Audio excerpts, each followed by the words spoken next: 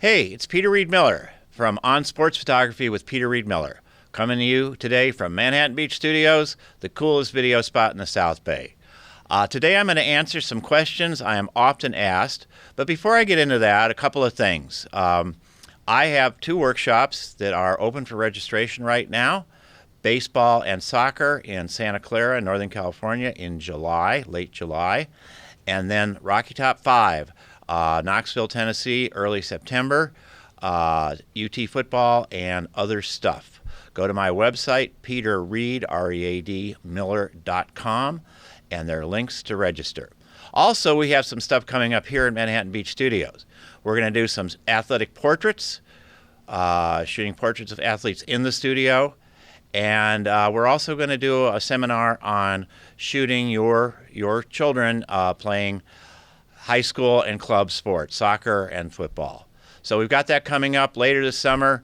A lot of exciting stuff. Also, a live Q&A. Live. You can talk to me live, ask me your questions. We will keep you posted as to when that's going to be. Okay, when I come back, we'll do some Q&A.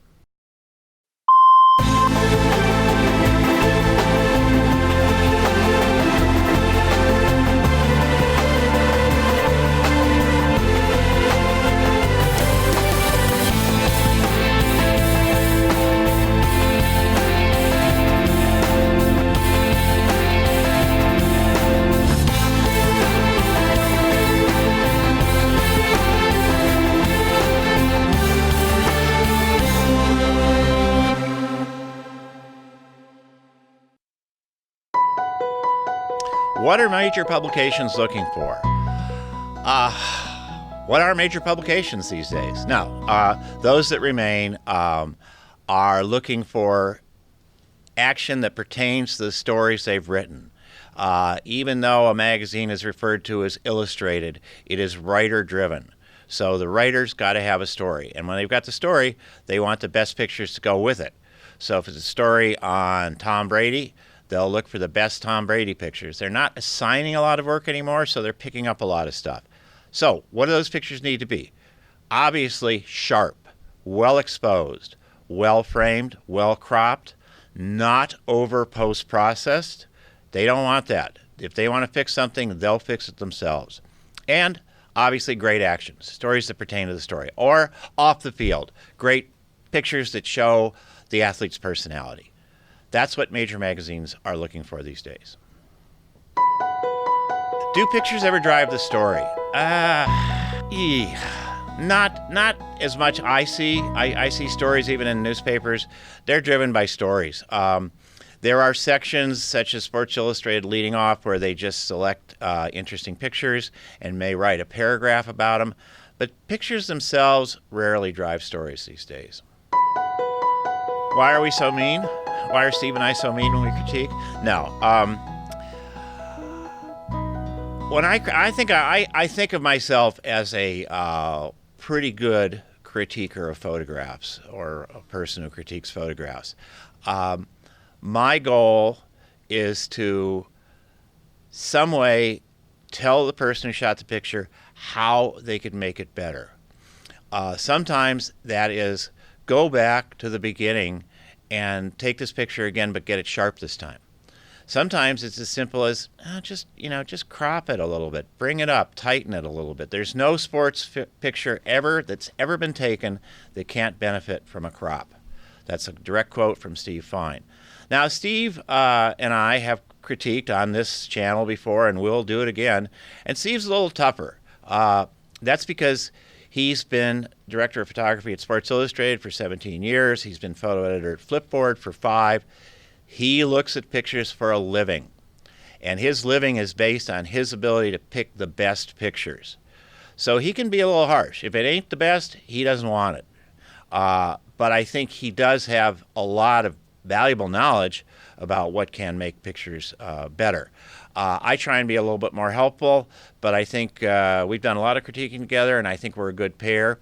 So hopefully we'll be doing it again probably later this month. Jube, dejection, or peak action? Okay, jube is jubilation. When look at a picture and I don't see jubilation or dejection, in other words, some kind of emotion, or peak action, I just wonder, what is the picture doing? What is it telling me? You need, the idea is to get a picture that makes you stop turning the page, or makes you stop swiping, or makes you stop clicking through, makes you stop and look. And what does that?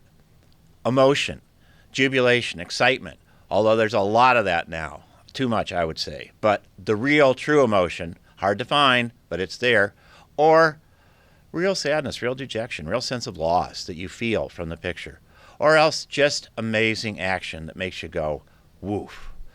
That's what you want in a picture. Certainly, pictures serve many other purposes, but I think those are the key elements for a sports picture. Why is the ball important when you otherwise have great action? Because the sport's about the ball. Hockey players run into each other all the time. They bash, they do that. But the fact of the matter is the goal of the game is to put the puck in the net. And if they're not doing something that adds to that, that shows them doing that, it's just another hockey picture. Unless two people are flipped up in the air, totally upside down.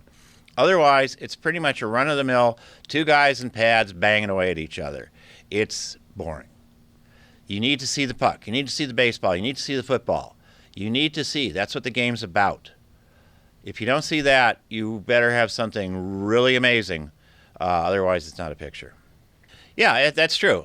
In football, a tackle picture, unless it is the most amazing ever, where the guy is coughing up the ball, Phillip Rivers coughing up the ball with that amazed expression that he perpetually has, or something like that. It's just, that's the way every play in football ends, is with a tackle. Thank you. They do it 100 times a game. So not usually a picture. Hey, a lot of things are pictures to people who take them, but they're not going to be pictures to the rest of the world. Everybody has pictures. Photographers always love the pictures that are hardest to take. Guess what? They're not necessarily the best picture. Photographers are their own worst editors. That's true. You really have to separate yourself in your mind to truly edit your own work. It's the hardest thing. I can edit other people's stuff like crazy, but to do it in your own head, to do it to your stuff in your own head, very, very difficult, very hard. What I love most about sports photography is the ability to capture energy. Whether it's running, jumping, emotions, whatever, you're capturing energy. And in doing so, I think to a point you receive some of that energy yourself. You pick up on a little bit of it. And that makes it exciting. That makes it worthwhile.